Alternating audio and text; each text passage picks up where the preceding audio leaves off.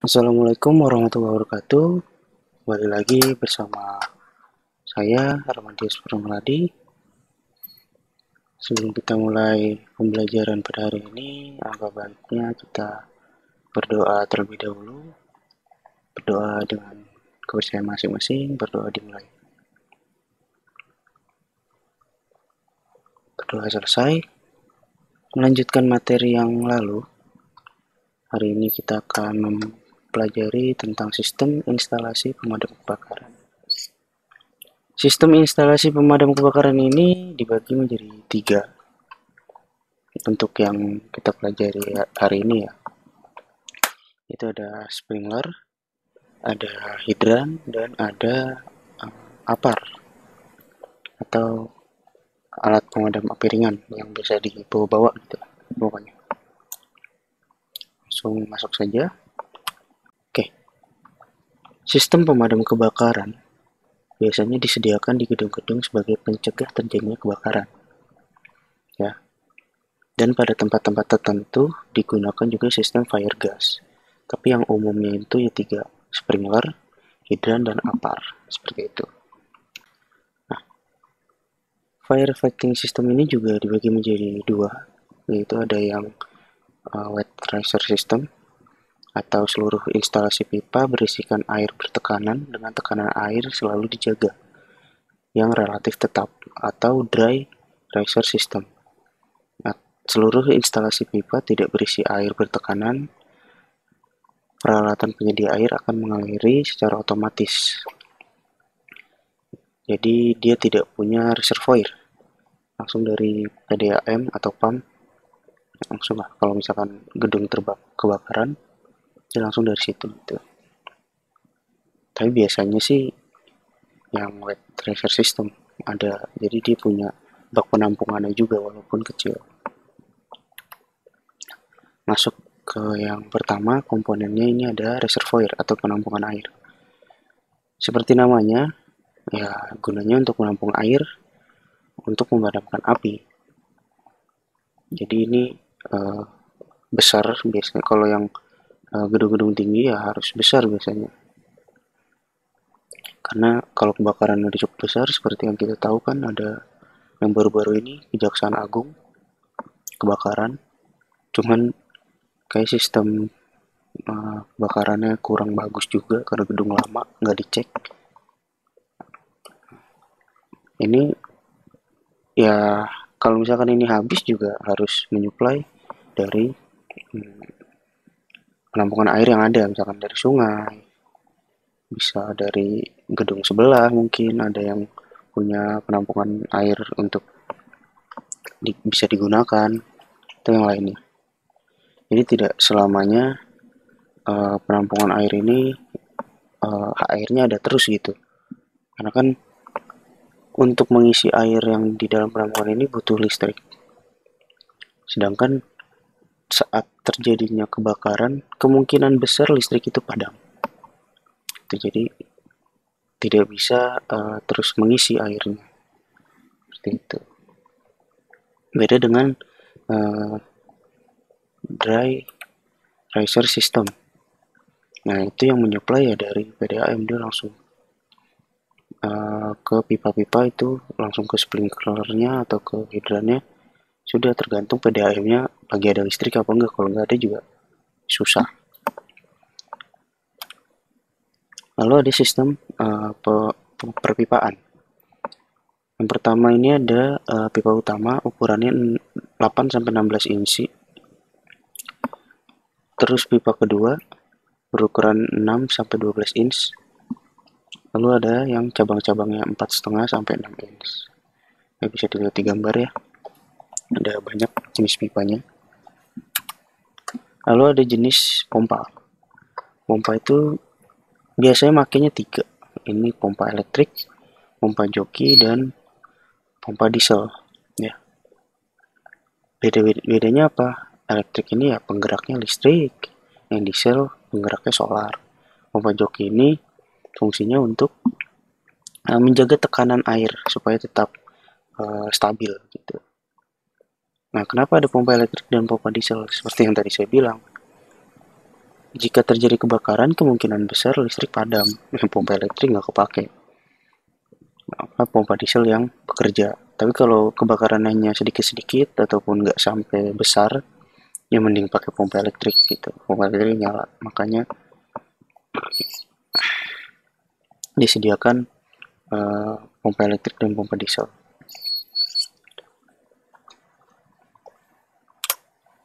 Lalu ada panel kontrol. Panel kontrol ini untuk melihat apakah pompa elektrik nyala atau pompa diesel nyala, ataupun ada pipa-pipa yang bocor atau tekanan yang kurang, seperti itu. Kita bisa lihat langsung ya di sini aja, nggak perlu ngecek ke pipanya, nggak perlu ngecek ke pompanya mana yang jalan. Kita lihat dari kontrol panel ini juga bisa gitu, nggak perlu muter-muter kita telusuri mana yang trouble gitu. Lalu ada sprinkler. Sprinkler ini dibagi menjadi 4 ya. Ada pendan seperti ini bentukannya. Biasanya ini langsung ditempel maksudnya dipasangnya langsung di langit-langit. Jadi dia dari atas langsung muncrat ke bawah gitu. Lalu ada upright.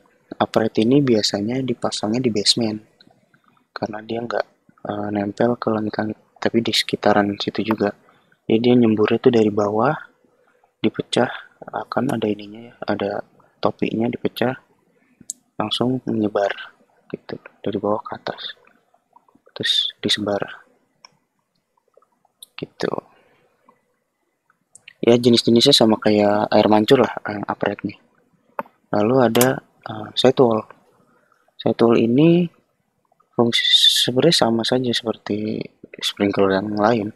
Hanya saja kalau kita punya langit-langit yang tinggi, misalkan langit-langit kita sampai 5 atau 6 meter, percuma kita kalau pakai pendan atau upright, apinya keburu besar baru sprinklernya ini pecah. Makanya kita pakai sprinkler yang sidewall. Kita pasang di 3 meter misalkan. Jadi nggak usah nunggu apinya besar, sudah pecah dia. Ya, yang merah-merah ini yang pecah nanti. Lalu ada conclave. Kalau ini sebenarnya sama kayak pendan, hanya saja dia tutup cover supaya tidak terlihat sprinklernya. Jadi kalau misalkan ada kebakaran baru dia sprinkler keluar dari sini, lalu memuncarkan air gitu. Nah, itu juga ada jenis-jenis warnanya. Kalau yang tadi kan contohnya warna merah. Nah, ternyata banyak, ada warna jingga, ada warna kuning, hijau, biru, ungu, hitam, tergantung tingkat suhu dia gitu. Misalkan kalau merah di suhu 69 derajat Celcius, jika dia nyentuh ke 70 saja ya merah hancur, pecah langsung mengeluarkan air. Kayak gitu. Biru misalkan di 142 ya pasti pecah dia. Makanya tergantung warnanya kita mau pakai yang mana gitu. Nah, sini ada video bagaimana sistem kerja sprinkler.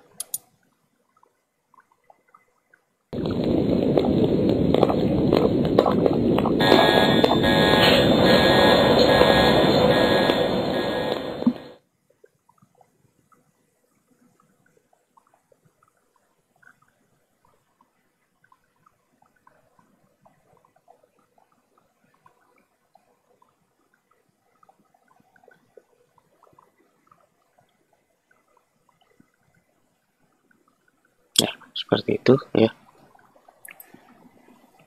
Lanjut. Lalu ada sistem hidran kebakaran atau fire hydrant system. Pertama ini ada pilar hidrannya ya. Di sini untuk menyalurkan airnya juga ya. Biasanya ini kalau yang ini ditaruh di luar.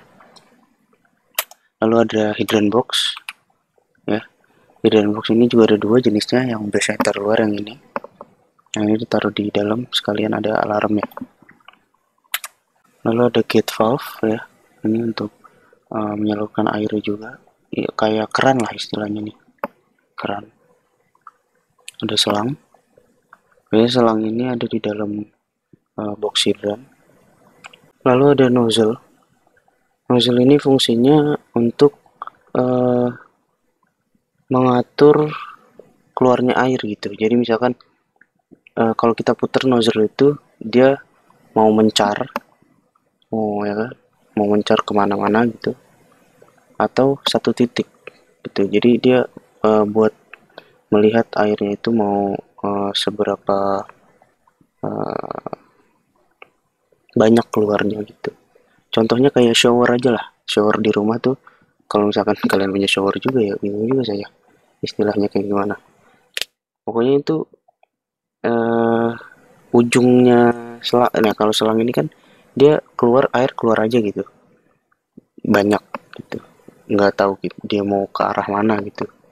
Nah kalau pakai nozzle ini dia bisa satu titik saja mencarnya, ataupun dia bisa eh, melebar gitu. Airnya itu melebar kemana-mana. Jadi banyak titik api yang bisa di eh, jarah gitu, bisa diambil, bisa dikenai oleh air. Tapi ya itu kelemahannya kalau misalkan dia menyebarnya terlalu lebar, tekanannya akan kecil. Tapi kalau di satu titik, dia ketekanannya akan besar. Lalu ada Simize Connection. Ini tuh buat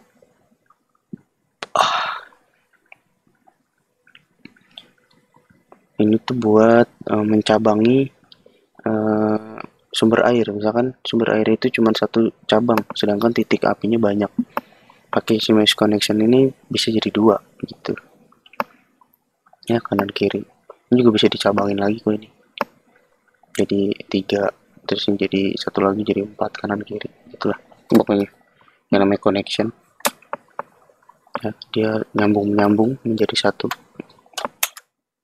Lalu ada alat pemadam api ringan atau APAR, merupakan alat pemadam api yang pemakaiannya dilakukan secara manual dan langsung diarahkan pada posisi di mana api berada. Seperti itu. APAR harus diletakkan pada area yang tidak terhalang benda-benda lain atau mudah diakses. Tempatkan atau pasang APAR pada dinding dengan jarak 125 cm dari lantai atau minimum 15 cm dari atas lantai. Jangan lupa pasang tanda APAR di atas APAR ketika sudah dipasang.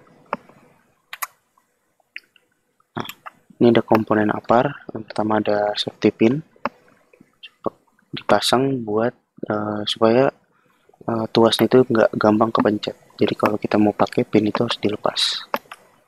Lalu ada tuasnya sendiri untuk mengeluarkan isi di dalam tabung itu.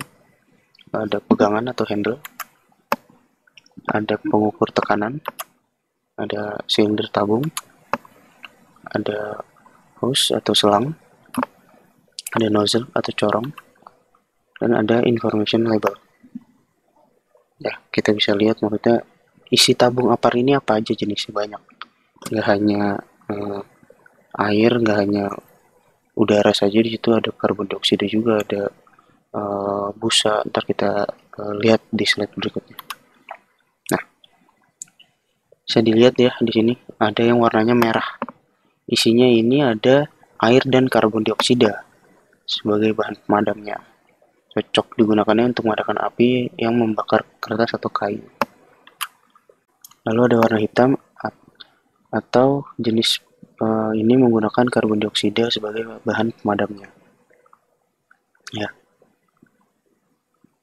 biasanya digunakan untuk di area yang terdapat peralatan elektronik sehingga peralatan tersebut tidak mudah rusak.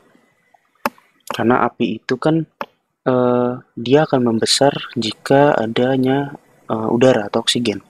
Makanya karbon dioksida ini fungsinya untuk menghilangkan oksigen yang ada di sekitar api situ gitulah pokoknya.